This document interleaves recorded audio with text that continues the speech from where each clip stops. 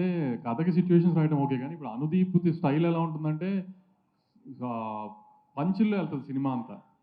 జనరల్‌గా ఒక comedy cinema అంటే ఇప్పుడు 'అనగనగా ఒక రోజు' ఉంది కామెడీ సినిమా.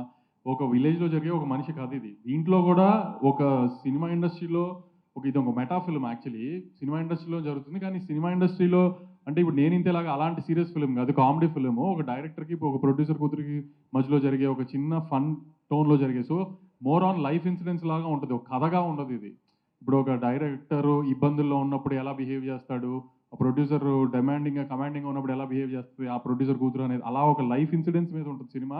సో, ఆమెను ఒక కథగా ఇదని ఉండదు. ఒక డైరెక్టర్ అనే మనిషి ఈ 2 అవర్స్ ఫ్లోలో ఆ క్యారెక్టర్ మూవ్‌మెంట్స్, క్యారెక్టర్ ఎలా చేసింది ఇది, అది అలా ఎళ్తది సినిమా. అందుకే నేను అందరికి చెప్తున్నా సింపుల్, క్యూట్ కామెడీ ఫిల్మ్. వచ్చి నవ్వుకొని ఎళ్ళండి. స్కేల్‌లో అయి పెట్టుకొని ఏమి మెజర్‌మెంట్‌లు చేయకండి ఎక్కడ. ఎందుకంటే అలాంటిది కథ అలాంటి సీన్‌లో అలా ఏమి రాయడు మనోడు. అంటే మీకు తెలుసు ఆ విషయం.